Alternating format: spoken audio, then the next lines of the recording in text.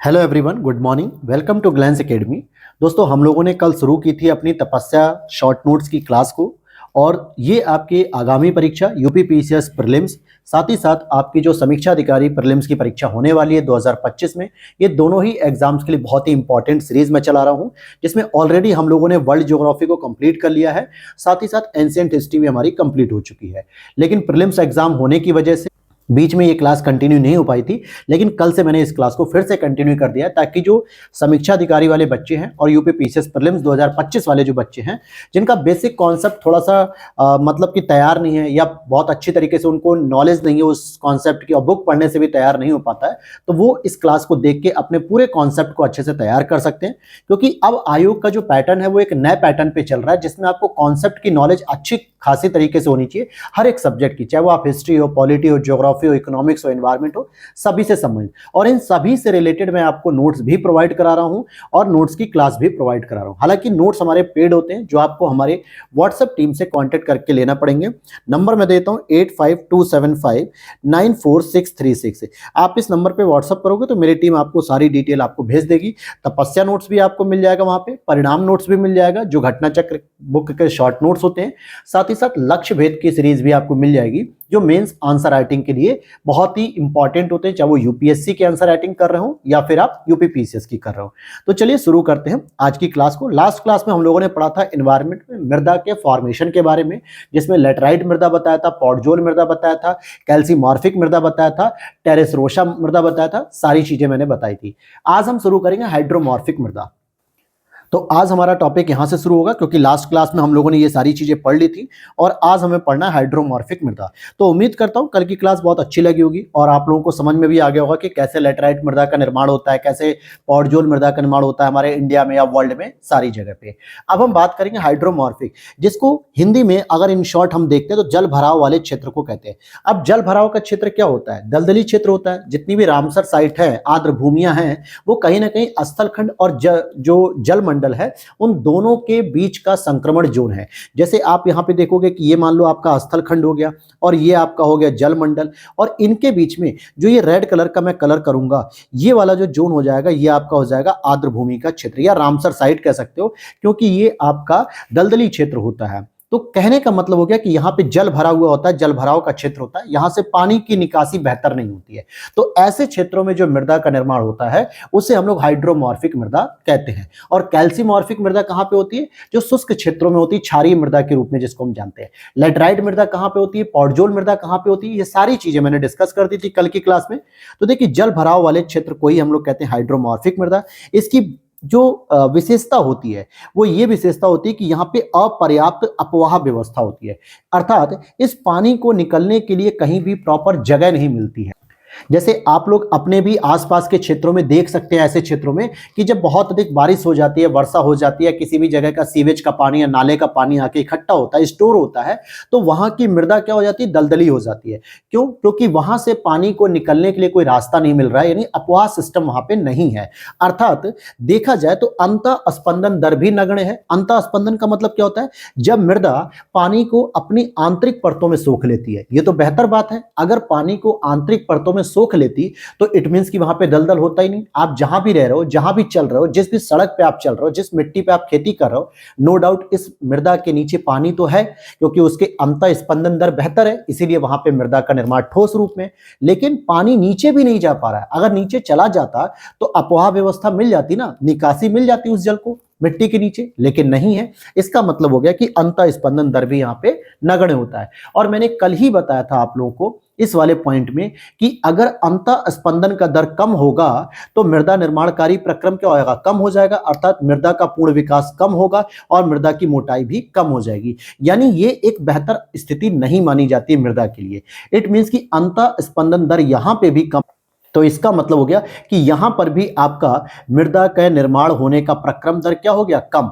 ये जो एरो दिख रहा है दोस्तों, इस एरो का मतलब होता है कि कम होना, और ऊपर की ओर जब मैं कर देता हूं तो ज्यादा होना होता है। ठीक है, जैसे यहां देखो टेम्परेचर अधिक को डिनोट कर रहा है और यहां पे दिखा रहा है प्रक्रम दर कम हो गया, तो मृदा का निर्माण करने का फॉर्मेशन बहुत कम हो गया, अर्थात ये पूरी तरीके से विकसित नहीं होगी। और ऐसे में आप जितने भी नदी बेसिन हैं, आप नदी के आसपास का क्षेत्र देखो, जैसे नदी का जहां पे अपवाह तंत्र होता है, जैसे मैं यहां पे दिखा देता हूं कि कुछ इस तरीके से आपकी नदी बह रही है, ठीक है, यहां पे ये नदी बह रही है, ठीक है, ओके, ये नदी बह रही है, लेकिन इसके आसपास का ये जो रीजन होता है जहां पे पानी दलदली रूप में जमा होता है, इसी को हम लोग क्या कहते हैं, नदी बेसिन का एक क्षेत्र हो जाता है जो दलदली क्षेत्र होता है। और यहां पे जो मिट्टी बनती है ना, उसे मीडो सॉइल कहते हैं। क्या कहते हैं? मीडो सॉइल। इट मींस कि अब आपको नदी बेसिन या उसके आसपास के क्षेत्रों में जो मृदा देखने को मिलती है, जैसे कई बार होता है नदियों के आसपास जो चिकनी मिट्टी होती है जहां पे पैर हमारा स्लिप कर जाता है, कई बार होता है, क्योंकि वो दलदली क्षेत्र से समझता है, क्योंकि वहां पर भी मृदा निर्माणकारी प्रक्रम कमजोर होता है,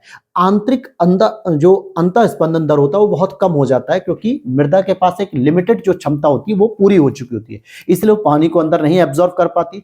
तो ऐसे क्षेत्रों में, क्योंकि नदी तो 24/7 बह रही है, हजारों सालों से आ रही है, तो ऐसे में नदी बेसिन में जो मृदा बनती है उसे मीडो सॉइल कहते हैं। और जब यही मृदा आपके ऊंचे पर्वतीय क्षेत्रों में निर्मित होती है तो उसे प्लेनो सॉइल कहते हैं।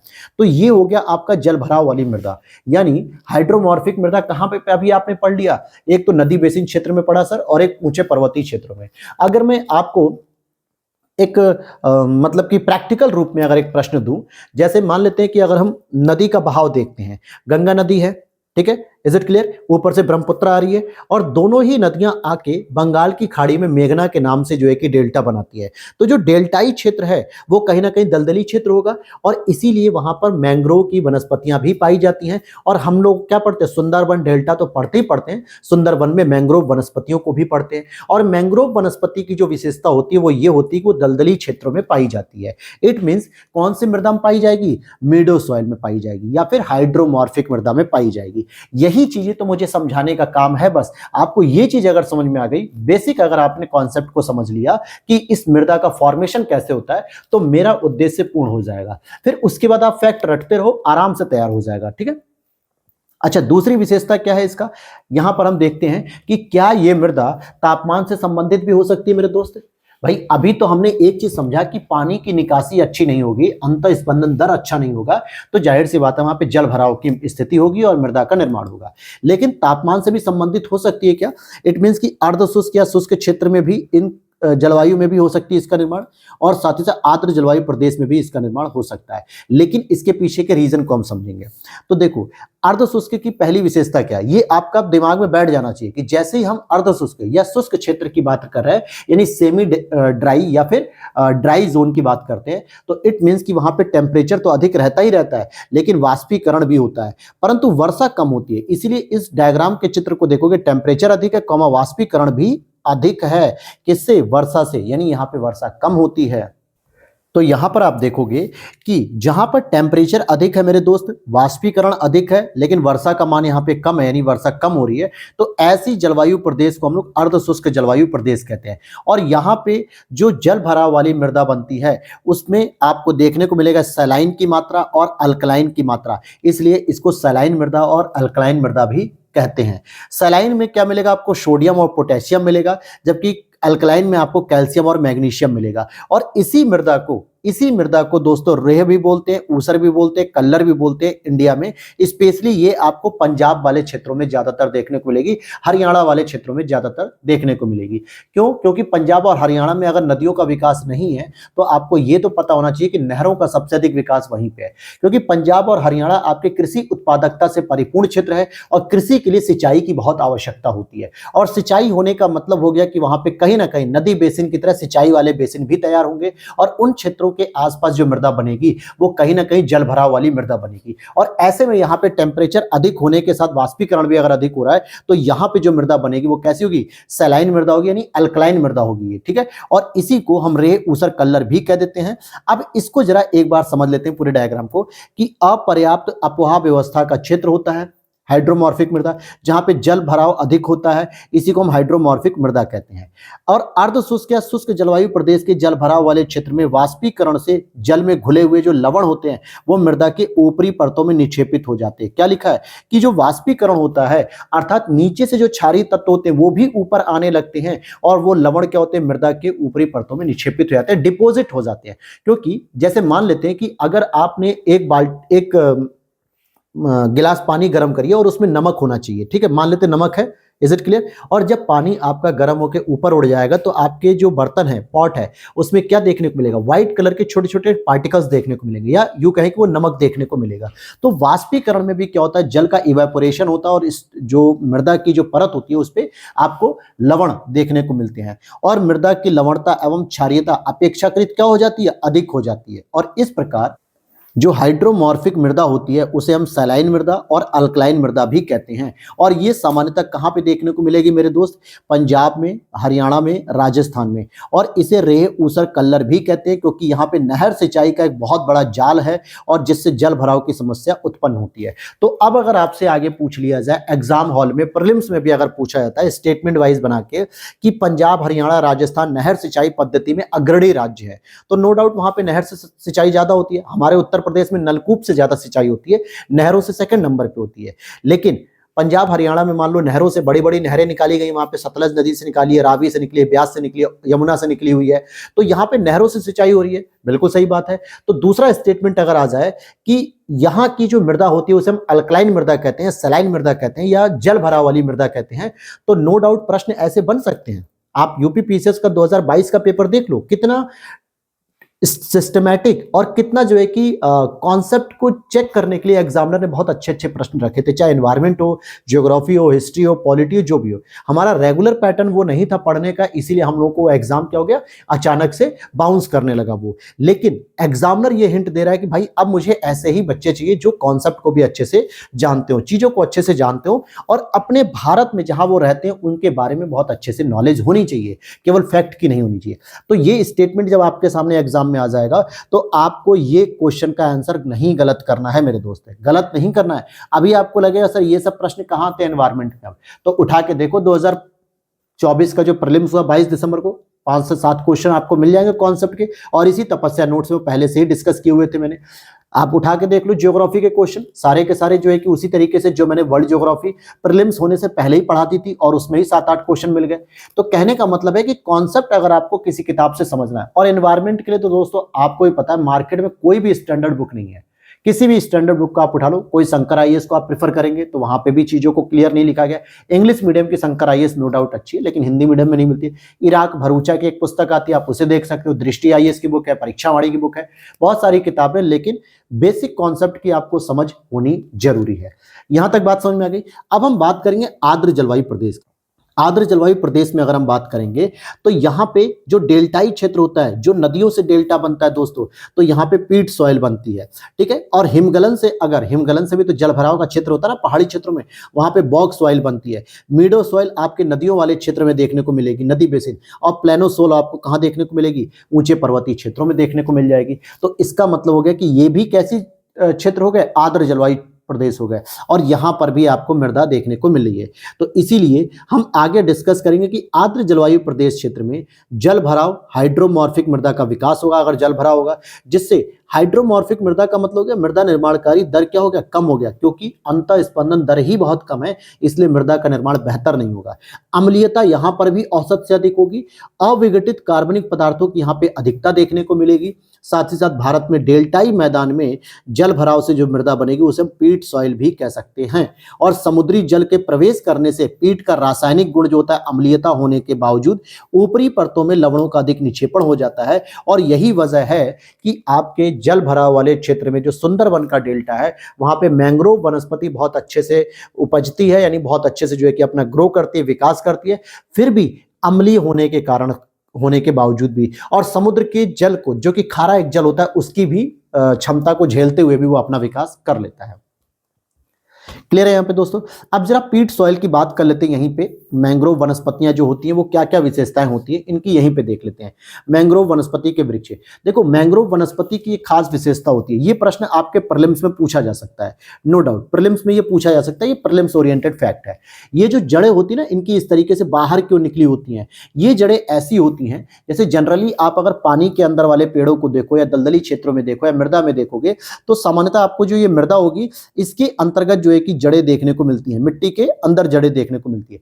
लेकिन जो आपकी मैंग्रोव वनस्पति होती है उसकी एक विशेषता देखने को मिलेगी, इनकी जड़ें अंदर से बाहर की ओर आती हैं, अंदर से बाहर की ओर आती हैं, यानी मृदा के अंदर से होते हुए बाहर आ जाती हैं। और ये जो जड़ें बाहर आती है ना मेरे दोस्त, यही जो है कि क्या कहता है, निमेटोफोरस कहा जाता है, जो कि ऑक्सीजन को ग्रहण करती है वायुमंडल से। किससे ग्रहण करती हैं ऑक्सीजन को? वायुमंडल से ग्रहण करती हैं। और इस जड़ को स्ट्रिल रूट भी कहा जाता है और इसी वजह से ये अपने पेड़ों को मजबूती से जकड़े रहती है। अच्छा, अब इनकी विशेषता क्या है कि पीट सॉइल कहाँ मिलेंगे, यानी मैंग्रोव वनस्पतियां कहाँ पे होती है? पीट सॉइल में होती है। इस तरीके से भी कह सकते हैं कि नदियों द्वारा निर्मित डेल्टाई क्षेत्रों में हमें मैंग्रोव वनस्पतियां देखने को मिल जाती हैं। हालांकि मैंग्रोव वनस्पति समेत हम आगे भी डिस्कस करेंगे डिटेल से, लेकिन यहाँ पे पीट सॉइल आया हुआ है तो इसीलिए बस यहाँ पे टॉपिक को हल्का सा डिस्कस किया जा रहा है। अच्छा, यहाँ पे मैंग्रोव वनस्पति की विशेषता क्या होती है? इनकी सघनता अधिक होती है, जैव भार अधिक होता है, जैव विविधता भी अधिक होती है, यानी सभी कुछ इनका सर्वाधिक होता है। क्योंकि देखो, इनके लिए एक पर्याप्त मात्रा में जो जल की मात्रा होनी चाहिए, जो पोषक तत्व होने चाहिए, क्योंकि नदियों के द्वारा जो बहा के लाए जाते हैं पोषक तत्व, वो सबसे अधिक आपको डेल्टाई क्षेत्रों में देखने को मिलते हैं। इसीलिए वहां पे वनस्पतियों का विकास अपेक्षाकृत बहुत बेहतर हो पाता है। तो और जब बेहतर हो रहा है, अर्थात कहने का मतलब कि सबसे अधिक पेड़ पौधे यहाँ पे पाए जा रहे हैं सघन रूप से। और ये भी आपको पता है कि पूरी दुनिया का सबसे बड़ा जो डेल्टा है वो सुंदरबन डेल्टा है और वहां पे मैंग्रोव वनस्पति सबसे अधिक पाई जाती है।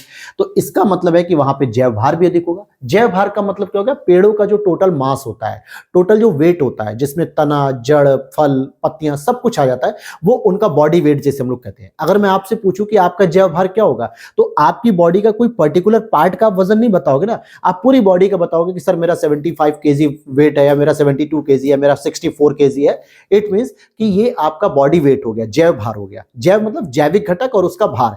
तो पेड़ों का भी जो जैव भार होता है वो सबसे अधिक होगा यहाँ पे, जितना अधिक भार मिलेगा। और जैव विविधता भी सबसे अधिक, क्योंकि जहां पे पेड़ पौधे ज्यादा होंगे वहां पे उन पे निर्भर रहने वाले जो जीव जंतु हैं, पशु पक्षियां हैं, वो भी तो ज्यादा से अधिक रहेंगे। अच्छा बताओ, राजस्थान में रेगिस्तान में पेड़ पौधे बहुत कम है, तो क्या वहां पे विभिन्न प्रकार की प्रजातियां पाई जाती हैं क्या जीव जंतुओं की? बहुत रेयर पाई जाती है। थोड़ी बहुत वही ऊंट मिल जाएगा, चूहा मिल जाएगा, कंगारू मिल जाएगा, या आपके खरगोश वगैरह मिल सकते हैं जो कम पानी पे भी जीवित रह सकते हैं। और इसी तरीके से कुछ पक्षी वगैरह भी मिल जाएंगे। लेकिन वहीं अगर आप पश्चिमी घाट को देखो, हिमालयी रीजन को देखो, सुंदरबन के डेल्टा को देखो, जहां पे बहुत अधिक मात्रा में वनस्पतियों का जंगल है, वहां पे सबसे अधिक मात्रा में अलग अलग पशु प्रजातियां, पक्षियों की, हर एक चीजों की है। इट मीन्स कि जैव विविधता भी वहां पे अधिक मिलेगी। समझ में आ रही बात? यही सब बेसिक चीजें हैं जिसको आपको कनेक्ट करना है। और ये सामान्यतः कठोर लकड़ी के वृक्ष होते हैं, क्योंकि इनकी लकड़ियां बहुत ठोस होती हैं और अनुकूलन बहुत होता है, क्योंकि जल भराव लवड़ी मृदा होने के बावजूद भी ये अपना ग्रो यानी अपना विकास बहुत अच्छे से कर लेती है। और वृक्षों को स्थायित्व तो कैसे प्राप्त होता है इनको? तो स्ट्रिल रूट से प्राप्त होता है। और ध्यान देना, स्ट्रिल रूट आपके जो आर्द्र भूमि में ये पाई जाती है, तो कई बार इनका एक ये भी महत्व होता है कि आने वाले चक्रवातों के प्रभाव को भी ये कम कर देती है, क्योंकि इनकी जड़ें इतनी मजबूत होती है कि ये उन चक्रवातों में भी खड़ी रहती हैं और चक्रवात की जो स्पीड होती है उसमें एक बैरियर के रूप में काम करती है, जिससे पश्चिम बंगाल या उड़ीसा के आसपास के क्षेत्र में चक्रवात के प्रभाव को कम किया जाता है। तो ये भी एक इसकी इंपॉर्टेंस हो जाती है। समझ में आ गई बात मेरे दोस्त? अब आ जाते हैं हम सॉइल प्रोफाइल की बात करेंगे।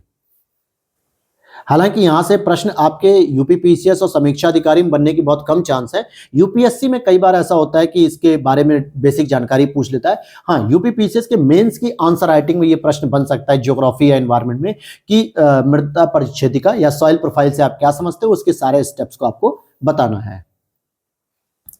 अब देखिए, जो आप लोग मृदा देखते हैं या जिस मृदा पे आप लोग रहते हैं, वो केवल उतनी ही मोटी परत नहीं होती जितनी आप देखते हैं, या फिर आपने जितना गहरा जो है कि ट्रैक्टर से जुताई के समय देख लिया खेतों को, या फिर फावड़े से खोद कर देख लिया, केवल उतनी गहरी नहीं होती मृदा। या अगर मैं और भी दूसरी भाषा में कहूं, तो आप लोगों ने जब अपने घरों के पिलर वगैरह कॉलम खड़ा करते हैं घर बनाने के लिए, तो 4 फीट 5 फीट गहराई में खोदते हैं, तो मृदा तो उससे भी ज्यादा गहरी होती है, क्योंकि मृदा की कई लेयर्स होती हैं। तो ध्यान समझना कि मृदा सतह से आधारभूत चट्टान तक के ऊर्ध्वाधर काट को ही कहते हैं मृदा परिच्छेदिका। कैसी? ऊर्ध्वाधर काट। अब यहाँ पे जो आधारभूत चट्टान का मतलब क्या है भाई? मृदा का निर्माण किससे हुआ है?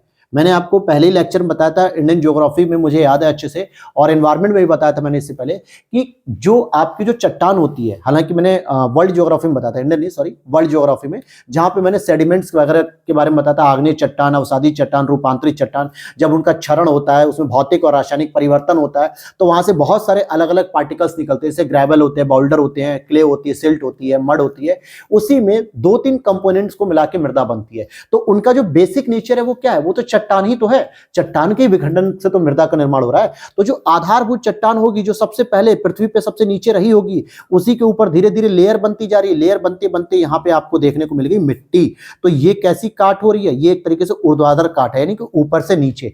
तो बेस यानी आधारभूत चट्टान से लेके ऊपर की मृदा सतह जिस पे हम रहते हैं, उसके बीच की पूरी जो फ्रेमिंग है, उसी ऊर्ध्वाधर काट को हम लोग मृदा परिच्छेदिका या सॉइल प्रोफाइल कहते हैं। अब जैसे इसको समझने वाली बात है, हालांकि ये देखो फैक्चुअल इंफॉर्मेशन है, अगर नहीं समझ में आएगी तो कोई उसमें परेशान होने की बात नहीं है। वीडियो को आप दोबारा देख लेना या इस पेज का स्क्रीनशॉट ले लो, वहां से भी समझ में आ जाएगा आपको। अब देखो यहाँ पे जो आपको पेड़ पौधे दिख रहे हैं, ये वही तो सतह है जहां पे आप रहते हो, लेकिन मृदा जो पेड़ पौधे दिखते हैं उसके नीचे एक ऐसी परत होती है जिसमें उनकी जड़ें पाई जाती है। क्या पाई जाती है? पेड़ों की जड़ें पाई जाती हैं। That's clear. और इसी पे पत्तियों के ढेर गिरते हैं, यानी कि जो पेड़ों से पत्तियां गिरती हैं, वैसे तो आपको इन परतों पे देखने को मिलेंगी यहाँ पे, लेकिन आप कुछ समय बाद देखोगे, 10 दिन, 5 दिन, 8 दिन, 12 दिन बाद देखोगे कि वो पत्तियां वहां से गायब हो चुकी होंगी। तो कोई उठा के ले गया क्या? पत्ती कोई उठा के थोड़े ले जाएगा। वो क्या करेगा भाई? पत्तियां जो है कि धीरे धीरे उनका कार्बनिक विघटन होना शुरू हो जाता है और वो मृदा की आंतरिक परतों में धीरे धीरे पहुंचना शुरू हो जाती हैं, और उस परत को कहते हैं एओ। और ये मैंने नहीं लिखा है, ये जो है कि ज्योग्राफी की जो टर्म्स होती है उसमें ये माना जाता है कि ये ओ संस्तर के अंतर्गत आती है, और इसमें ओ संस्तर में भी एओ वर्ड यूज किया है, जिसको पर्ण ढेर परत कहते हैं। तो आपको ये वर्ड याद करने की आवश्यकता नहीं है, बस ये समझना है कि इसका कॉन्सेप्ट क्या होता है। तो मृदा की एक सतह देखने को मिलेगी, उसके नीचे आपको पर्ण ढेर यानी कि लेयर ऑफ लूज लीव्स, जो पत्तियां गिर जाती हैं उनके ढेर को यहां पे देखा जाता है। थोड़ा सा जूम करता हूं ताकि और समझ में आ जाएगा। ये समझ में आ गया। अब इसके बाद अगर हम बात कर रहे हैं कि धीरे धीरे जो ह्यूमस होते हैं, मतलब कि जो कार्बनिक पदार्थ को विघटित करने वाले जो डिकम्पोजर होते हैं, जो मृदा में आप देखोगे बहुत छोटे छोटे कीड़े चलते रहते हैं, वो कहीं ना कहीं फल अगर गिर गया या मिट्टी में कोई पत्ती गिर गई या कोई फूल गिर गया तो उसको डिकम्पोज कर देते हैं धीरे धीरे, क्योंकि उसमें जो है कि वाटर अलग करेंगे, कार्बन अलग करेंगे, CO2 अलग निकल जाएगी, हर एक चीज अलग निकलती है। तो आंशिक रूप से ये विघटित पत्तियों से निर्मित परत होती है ये वाली। तो इसीलिए ये जब आंशिक रूप से निर्मित हो रही है तो इसका जो रंग होता है मेरे दोस्त वो हल्का होता है। हल्का मतलब क्या? मैंने अभी परसों क्लास में बताया था, नहीं कल तो मेरी क्लास हो रही है, क्लास 6 में जो इससे पहले की क्लास थी उसमें मैंने ह्यूमस बताया था। और ह्यूमस क्या होता है? सामान्यतः डार्क कलर का होता है, नहीं भूरे कलर का होता है। जैसे आप 2-3 लेयर में अगर आप मृदा को खोदोगे तो नीचे आपको थोड़ी ब्लैक कलर की मृदा देखने को मिलेगी, हल्की डार्क ब्राउन कलर में देखने को मिलेगी। तो उसमें क्या मतलब हुआ कि वहां पे ह्यूमस की मात्रा ज्यादा है, वहां पे सबसे अधिक पत्तियां वगैरह, फूल फल वगैरह विघटित हुए हैं। लेकिन जहां पे कम मात्रा में विघटित होते हैं उसे हम लोग क्या कहते हैं? सामान्यतः हल्के रूप में कहते हैं, वो हल्की होती है, यानी आंशिक रूप से वो विघटित होती है। ठीक है। अब यहां पे और आगे अगर हम बात करें, अगर हम एक और आगे बात करें कि इसके रंग जो गाढ़ापन होता है, ठीक है, यहां पे ह्यूमस की मात्रा अधिक होती है। जब इस लेयर के नीचे और आओगे, जो ये कलर बना हुआ है ना इस तरीके, इसका मतलब ही है कि यहां पे ह्यूमस की मात्रा सबसे अधिक देखने को मिलती है मृदा की तीसरी परत में। तो यहां पे रंग गाढ़ा है, इसका मतलब है कि ह्यूमस अधिक है। फिर उसके नीचे थोड़ा बहुत आओगे तो यहां पे ह्यूमस का अभाव देखने को मिलेगा, अर्थात यहां पे रंग यहाँ पे हल्का होगा।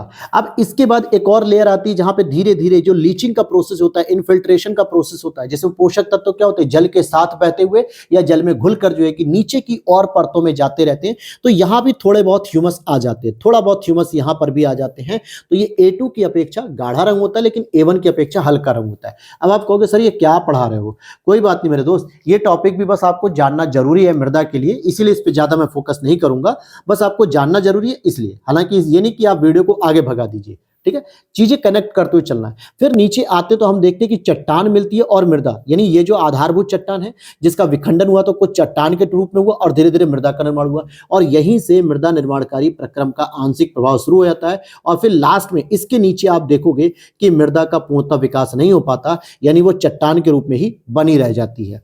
क्या हो जाता है? चट्टान के रूप में ही वो बनी रह जाती है। ठीक है, तो ये था पूरा का पूरा एक छोटा सा डायग्राम। अब हम चलते हैं सॉइल ऑफ इंडिया, यानी किस पे? भारत की मृदा, जहां से प्रश्न भी आपका डायरेक्टली पूछ लिया गया। अब यहां पे हम समझेंगे सॉइल ऑफ इंडिया, यानी कि हमने जो मृदा पढ़ लिया, अब भारत की मिट्टी के बारे में पढ़ेंगे। तो हमने मृदा के कई सारे रूप पढ़े, कैल्सीमॉर्फिक मृदा पढ़ी, हाइड्रोमॉर्फिक मृदा पढ़ लिया, लेटराइट मृदा पढ़ा, पॉडजोल मृदा पढ़ा, तो अलग अलग प्रकार की टेरारोसा मृदा पढ़ा, चेरनोजम मृदा पढ़ा, ठीक है, पॉडजोल पढ़ा, अलग अलग तरीके की हमने मृदा भी पढ़ ली। अब यहाँ पे हम उत्पत्ति के आधार पे अगर हम भारत की मृदा का विभाजन करना चाहें तो कैसे करेंगे भाई? उत्पत्ति का आधार मतलब हो गया, एक तो होता है इन सीटू सॉइल और दूसरा होता है एक्स सीटू सॉइल या ट्रांसपोर्टेड सॉइल भी कह सकते हो आप इसे। परिवहित मृदा, एक ऐसी मृदा जो कहीं और से बहते हुए चली आ रही है, उसी को हम परिवहित मृदा कहते हैं, जिसमें सामान्यतः जलोढ़क मृदा और मरुस्थल मृदा होती है। आपको क्या लगता है कि राजस्थान में जो मरुस्थल का विकास हुआ है, क्या यहाँ पे शुरू से ही मृदा का विकास हुआ मरुस्थल के रूप में? तो बिल्कुल नहीं। जब हजारों करोड़ों वर्षों पहले जाओगे, अरबों वर्षों पहले, तो ऐसी भी मान्यता मिली है कि यहाँ पे टेथिस सागर के प्रमाण पाए जाते थे। अभी परसों ही या 3 दिन पहले की न्यूज है, आप करंट में आप देखोगे एक रिपोर्ट आई है जिसमें लिखा हुआ था कि हाँ भाई टेथिस सागर के यहाँ पे भी साक्ष्य पाए गए। तो वहां तो जल था, फिर वहां पे कैसे रेत आ गया? कहीं ना कहीं वो धीरे धीरे, जो हमने बिग बैंग थ्योरी पढ़ी थी और जो वेगनर का महाद्वीपीय विस्थापन सिद्धांत पढ़ा था, जो अफ्रीका कॉन्टिनेंट में जो मरुस्थल है, साहेल रीजन है, जिसे हम लोग सहारा मरुस्थल कहते हैं, कहीं ना कहीं उससे जो है कि उड़ती हुई जो मृदा है वो भी आई होगी। समझना मेरी बात को। अभी के भारत की मैं बात नहीं कर रहा हूं, क्योंकि हमारा भारत पहले गोंडवाना हिस्से में था, जो दक्षिणी गोलार्ध का हिस्सा माना जाता है, जो अफ्रीका से कनेक्ट था वेगनर के सिद्धांत के अकॉर्डिंग। तो वहां से जो है कि हवाओं का विस्तार हुआ। इसका मतलब है रेगिस्तान का विस्तार होते होते क्या हुआ, राजस्थान में भी रेगिस्तान का विस्तार हो गया। अभी मैं इसके और भी थियरी पे जाऊंगा कि हाँ भाई राजस्थान में रेगिस्तान कैसे बना।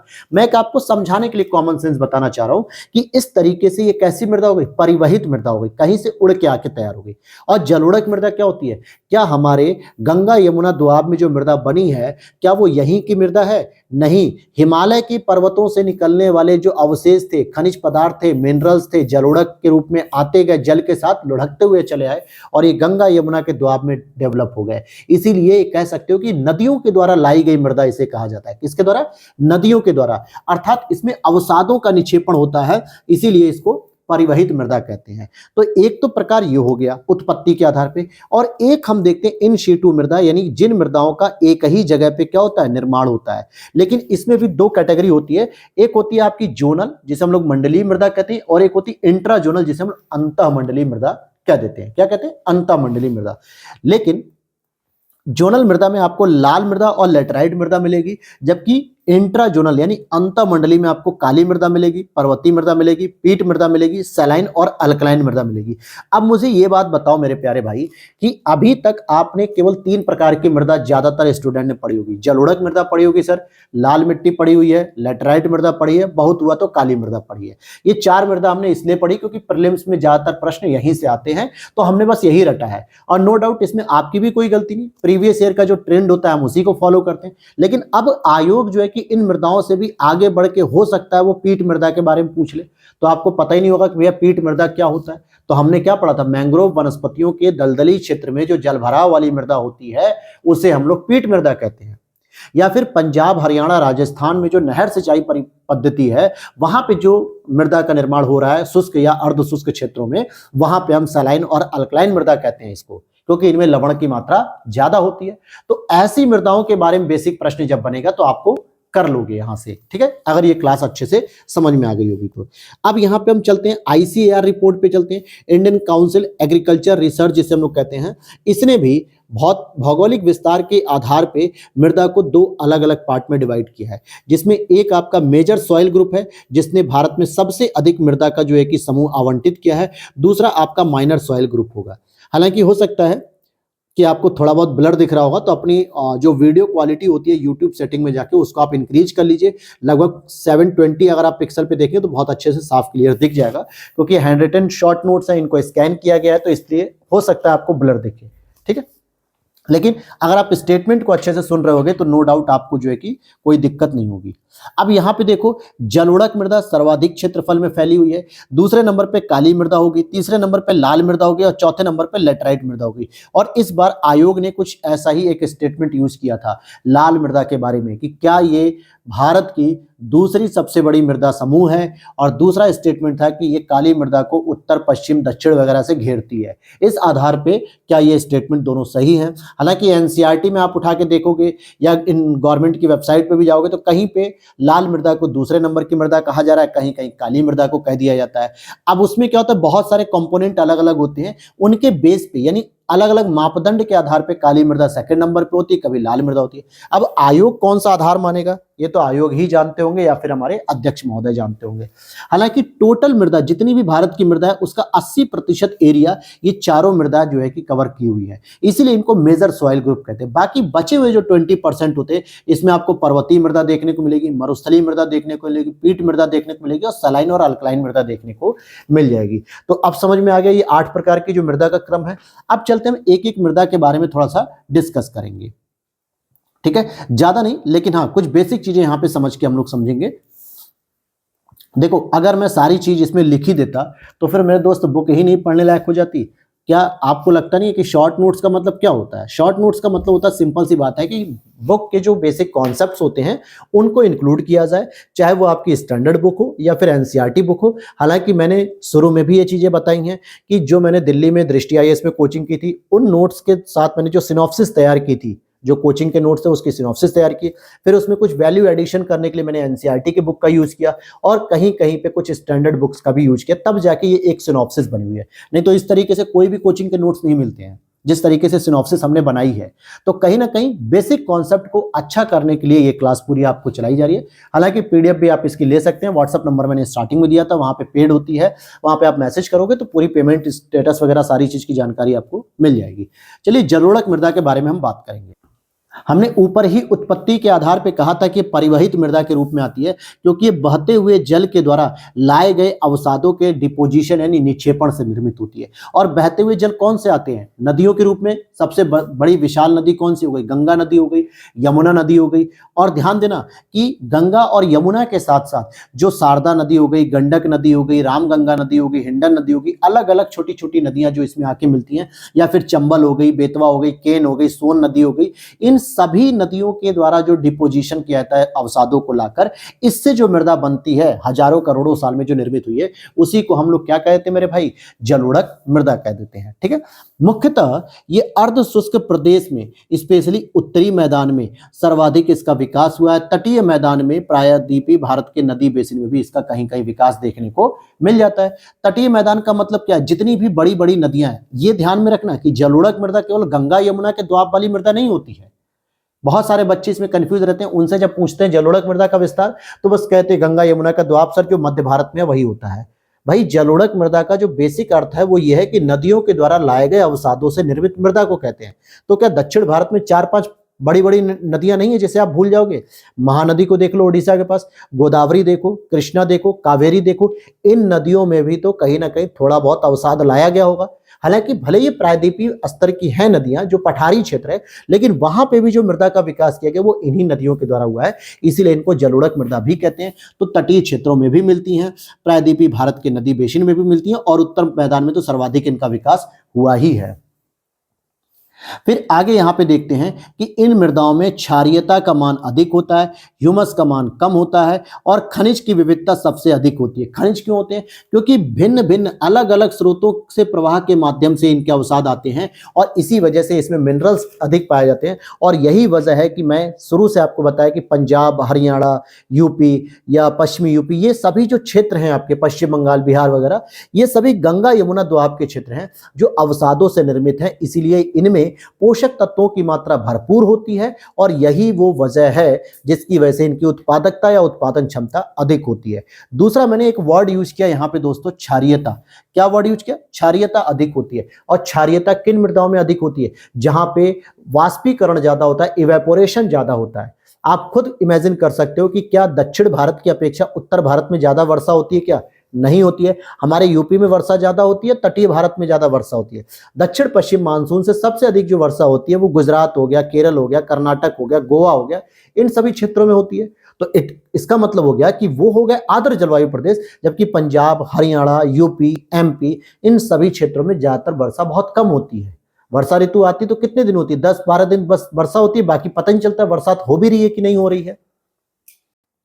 तो इसीलिए यहाँ पे क्षारीयता का मान ज्यादा होगा क्योंकि इवेपोरेशन होगा, तो मृदा के अंदर जो जल में घुले पोषक तत्व होते हैं वो भी ऊपर की ओर आती हैं और इस वजह से भी जो है कि पोषक तत्व अधिक होने से इसकी उपजाऊ क्षमता, जो उत्पादकता क्षमता है, वो अधिक हो जाती है और इसलिए कृषि के लिए उपयोगी होती है। साथ ही साथ विभिन्न फसलों की खेती भी यहाँ पे की जाती है। एक और प्रश्न इसी से पूछा गया था, अगर बेसिक जानकारी के साथ आपने, हालांकि वो इकोनॉमिक एग्रीकल्चर का प्रश्न था, लेकिन कहते हैं ना कि किसी भी चीज को एक सिंगल सब्जेक्ट के रूप में अगर आप पढ़ रहे हो तो कहीं ना कहीं आप अपने संकीर्ण मानसिकता के साथ, या यूं कहें कि छोटी नॉलेज के साथ आप पढ़ रहे हो। लेकिन अगर आप उसको हर एक सब्जेक्ट से इंटीग्रेट करते हुए पढ़ोगे, भाई एग्रीकल्चर आपका इकोनॉमिक्स का पार्ट हो सकता है, लेकिन एग्रीकल्चर होती किस पे, खेती किस पे होती है, मृदा पे होती है। मृदा किसका टॉपिक है, एनवायरमेंट का टॉपिक है। मृदा प्रभावित किससे होती है, वर्षा से, जलवायु से, टेम्परेचर से। ये किसके टॉपिक हो गए, ज्योग्राफी के टॉपिक हो गए। अगर ये तीनों चीजों को इंटीग्रेट करके जब पढ़ोगे तो आपको समझ में आ जाएगी चीजें। पूछा गया था ना कि भारत में जो कृषि वाला क्षेत्र है वो यूएस और चाइना की अपेक्षा ज्यादा है, और भारत उष्ण कटिबंधीय जोन में है, इसलिए यहाँ पे विविध प्रकार की फसलों का उत्पादन भी किया जाता है। तो उष्ण कटिबंधीय जोन में होने का मतलब क्या हो गया कि विभिन्न फसलों की खेती होगी, क्योंकि अर्धशुष्क क्षेत्र में है मृदा, जहां पे पोषक तत्व भी अधिक है, तो विभिन्न प्रकार की खेती के लिए जो पोषक तत्व चाहिए वो आसानी से मिल जाते हैं। और यही 2-3 लाइनों से आपका सीधा प्रश्न आ गया था एग्जाम में। समझ में आ गई बात मेरे?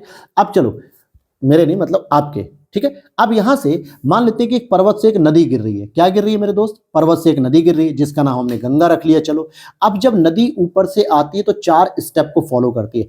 सबसे पहले वो पहाड़ों पर्वतों को काटते हुए आती है। याद होना चाहिए कि हम जो नदियां देखते हैं सामान्यतः पर्वतों से तो निकलती हैं, लेकिन पर्वत तो ऊंचे ऊंचे होते हैं, तो उन्हें अपना रास्ता बनाने के लिए क्या करना होता है, पर्वतों को काटना पड़ता है। और जो पर्वतों को काटने के बाद जो उनके मॉलिक्यूल्स होते हैं, जिनको हम लोग कहते हैं पदार्थ होते हैं, जो कण होते हैं, जो बड़े बड़े पत्थर होते हैं, बाउल्डर होते हैं, उनको नदियां सामान्यतः अपने साथ लेकर आती रहती है, गिरती रहती हैं, आती रहती हैं। और एक जगह आता है भाबर, जहां पे ये सारे के सारे अवसाद क्या होते हैं, बड़े बड़े पत्थर इकट्ठे हो जाते हैं, जिसे हम लोग कहते हैं भाबर। और यहीं पे नदियां क्या होती हैं, विलुप्त हो जाती हैं। एक प्रश्न बनता है कि कौन से क्षेत्र में नदियां विलुप्त हो जाती है, भाबर या बांगर या खादर या तराई? तो हम कहते हैं भाबर, क्योंकि भाबर में बड़े बड़े पत्थर होते हैं और उन पत्थरों के नीचे चली जाती है नदियां और वहां से होके बहती हैं। और सबसे पहला फिर उनका दर्शन कहां पे होता है, तराई क्षेत्र में होता है, जहां पे जल भराव के क्षेत्र कहते हैं। और इसीलिए उत्तर प्रदेश के जो नेपाल वाला क्षेत्र है, शिवालिक के बाद का जो क्षेत्र है, शिवालिक के दक्षिणी क्षेत्र को हम तराई क्षेत्र कहते हैं, जहां पर नदियों का क्या होता है, उद्भव होता है एक तरीके से। और धीरे धीरे फिर नदियां और नीचे आती हैं, तो यहाँ पे एक ऊपरी नदी बेसिन का क्षेत्र मिलेगा जो बाढ़ से अप्रभावित होता है, यानी कि जो पुरानी जलोढ़ मृदा होती है, जिसको हम लोग बांगर क्षेत्र कहते हैं। क्यों कहते हैं बांगर, क्योंकि अब यहाँ पे बाढ़ का स्थिति नहीं रह गया, क्योंकि मृदा और नीचे जा चुकी कट कट के, और सारा पानी जो है कि यहाँ नहीं रुकेगा, बल्कि पानी ऊपर से आता जाएगा और यहाँ आके नीचे रुक जाएगा, एक जगह इकट्ठा हो जाएगा। और इसी को हम कहते हैं निम्न नदी बेसिन क्षेत्र, जो कि बाढ़ से प्रभावित क्षेत्र होता है। लेकिन ध्यान रखना, नदियों के द्वारा जो है कि लाए गए अवसादों से भी यही क्षेत्र परिपूर्ण होगा, इसीलिए ये नवीन जलोढ़ के साथ साथ सबसे उपजाऊ क्षेत्र भी माना जाता है, सबसे उपजाऊ क्षेत्र भी माना जाता है। तो अब मुझे बताओ, देखो हर प्रश्न को अगर आप अपने प्रैक्टिकल नॉलेज के साथ कनेक्ट करते चलोगे तो कॉन्सेप्ट आपका अच्छा होगा। आपने कभी सुना है कि तराई क्षेत्रों में जो हमारे 7 जिले हैं यूपी के अंतर्गत, जिसमें हम आपको बता सकते हैं कि जैसे पीलीभीत हो गया, लखीमपुर खीरी हो गया, बहराइच हो गया, या फिर श्रावस्ती हो गया, बलरामपुर हो गया, कभी सुना है क्या यहाँ पे कि बहुत अधिक खेती का उत्पादन होता है किसी भी चीज का? नहीं सुना होगा, नहीं सुना होगा। क्यों नहीं होता है वहां पे? क्योंकि वो तराई वाले क्षेत्र है मेरे दोस्त, जहां पे पानी बहते हुए तो आ जाता है लेकिन नीचे चला जाता है, यानी कि खादर वाले क्षेत्र में आ जाता है, वो खादर वाले क्षेत्र में, अर्थात यहाँ पे पोषक तत्वों की मात्रा तो होती ही नहीं है। तो उत्पादन क्या होगा? उत्पादन कहाँ पे होता है? तटीय मतलब मैदानी क्षेत्रों में होता है। मैदानी क्षेत्रों में आप देख लो, गेहूं का अच्छा उत्पादन होता है, धान का अच्छा खासा उत्पादन होता है। उत्पादकता के मामले में आपका बागपत, जो कि पश्चिमी यूपी का क्षेत्र है, और टोटल प्रोडक्शन के मामले में धान को अगर आप देखोगे तो चंदौली देख लो, बनारस के बगल का ही क्षेत्र है। इसका मतलब है कुछ ऐसे क्षेत्र जो समतल भूमि पे, जहां पे उत्पादकता सबसे अधिक होती है। समझ में आ रही पीछे लॉजिक? समझ में आ रहा है कि कहां पे उत्पादन होगा, कहां पे नहीं होगा? अगर इस तरीके से इंटीग्रेट अप्रोच को लेकर अगर आप डिस्कस करोगे ना अपनी चीजों को, तो बहुत अच्छी तरीके से आपका तैयार होगा टॉपिक। केवल रट्टाफिकेशन नहीं होना चाहिए फिर आपका। और मैं कह भी रहा हूं कि अगर आप इस क्लास के बाद अगर आप किताब पढ़ोगे ना एनवायरनमेंट के, तो आपके पढ़ने का तरीका बदल जाएगा और आपके समझने का भी तरीका बहुत एडवांस हो जाएगा, जिससे आप बहुत बेहतर तरीके से टॉपिक को समझ पाओगे। आगे देखते हैं यहाँ पे भूगर्भिक संरचना संगठन के आधार पे जलोढ़ मृदा को हम सामान्यतः भाबर, तराई, बांगर और खादर, इन 4 पार्ट में डिवाइड कर सकते हैं। भाबर कौन सा क्षेत्र होता है? जहां पे अवसाद का निक्षेपण किया था, नहीं बड़े बड़े जो पत्थर होते हैं, जो बड़े बड़े कंकड़ पत्थर होते हैं, उनको गिराया जाता है। इसके बाद तराई क्षेत्र कौन सा होता है? जो जल भराव वाला क्षेत्र होता है। अच्छा एक बात और, तराई क्षेत्र में किस प्रकार की फिर मृदा बनेगी? हाइड्रोमॉर्फिक मृदा बनेगी, नहीं बनेगी? तराई वाला क्षेत्र है, यानी जल भराव वाला क्षेत्र है, जहां पे नदियों के सतह पे आने पे जो है कि जल भर जाता है, तो यानी यहां पर जो मृदा बनेगी वो कैसी बनेगी मेरे दोस्त? हाइड्रोमॉर्फिक मृदा बनेगी। अब ये चीजें इजी हो रही होंगी आपको। बांगर कौन सा, ये आपका बाढ़ अप्रभावित पुरानी जलोढ़ की मृदा होगी। और फिर खादर कौन सी होती है, ये नवीन जलोढ़ यानी बाढ़ प्रभावित क्षेत्र होता है। तो ये आपका जो है कि एक बेसिक छोटा सा पॉइंट मैंने बस यहाँ पे डिस्कस कर दिया है जलोढ़ मृदा के रूप में। अब अगर हम आगे देखते हैं काली मृदा को, तो दोस्तों आज हम लोग बस यहीं तक रोकेंगे, होल्ड करेंगे क्लास को, और कल हम लोग काली मृदा, लाल मृदा और साथ ही साथ ये जो कि आपका ये जो घटक होते हैं जैविक समुदाय का जो वर्गीकरण है, ये मैं आपको बता दूंगा पूरी चीजें, ठीक है। ये कल आपको समझा दिया जाएगा। फिर जैविक समुदाय के मध्य जो अंतःक्रिया होती है ये भी, और इसके साथ हम जैविक समुदाय का जो वातावरण के साथ जो समायोजन करने की जो क्षमता होती है, फिर हम लोग इक्वेटिक इकोसिस्टम में प्रवेश करेंगे, यानी समुद्री पारिस्थितिकी तंत्र में बायोम वगैरह की चीजें पढ़ेंगे, ठीक है। मजा आएगा आपको, चिंता मत करिए, पूरी एनवायरनमेंट की क्लास में आपको कराऊंगा। अब रेगुलर ये क्लासेस चलेंगी और बहुत सारी चीजें आपको सीखने को मिलेंगी, और कहीं ना कहीं आपका कॉन्सेप्ट अगर अच्छा हो जाएगा तो नो डाउट आपको फिर एनवायरनमेंट पढ़ने में इंटरेस्ट आने लगेगा। किसी भी बुक से पढ़ो, फिर आप किसी बुक को पढ़ो, मैं ये नहीं कर रहा हूं कि किसी पर्टिकुलर एक बुक को मेरी तरफ से रिकमेंड किया जाए, सारी बुकें अच्छी हैं, बस समझने के लिए आपको जो बेसिक नॉलेज होती है वो चीजें जब एक बार आपकी क्लियर हो जाएंगी ना, तो फिर आपको हर बुक आसान लगने लगेगी। जैसे बहुत सारे बच्चों के मेरे पास कमेंट आते हैं और फोन भी आए कि सर वर्ल्ड ज्योग्राफी पढ़ने के बाद अब लगता है कि हाँ क्लाइमेटोलॉजी किसे कहते हैं, ओशिनोग्राफी किसे कहते हैं, जियोमॉर्फोलॉजी किसे कहते हैं, कैसे प्लेट टेक्टोनिक थ्योरी होती है, ज्वालामुखी होता है क्या, तापमान, वर्षण, आर्द्रता, ये सारी चीजें समझ में आने लगी। वरना फिर बैठ के पढ़ते रहते हैं, खुल्लर हो गई, माजिद हुसैन हो गई, दृष्टि आईएएस की बुक हो गई, या किसी भी पब्लिकेशन की बुक हो गई, नहीं समझ में आ पाता है। या एनसीईआरटी भी, इवन की एनसीईआरटी भी बहुत सारे बच्चों को नहीं समझ में आ पाती है, लेकिन जब चीजें उन्होंने देखी, वर्ल्ड ज्योग्राफी के सारे लेक्चर्स देखे, तपस्या नोट्स के, तो वाकई बहुत सारी चीजें उनको पॉजिटिव रेस्पॉन्स उनका आया। तो उम्मीद करता हूं आप लोग भी एक बार देखिए, आप लोग को बहुत सारी चीजें क्लियर हो जाएंगी। तो मिलते हैं नेक्स्ट वीडियो में, और शाम में मैं कोशिश करूंगा कि आप लोगों के लिए कुछ एक और अलग से वीडियो प्रोवाइड करूं, ठीक है। मिलते हैं नेक्स्ट वीडियो में। जय हिंद, जय भारत।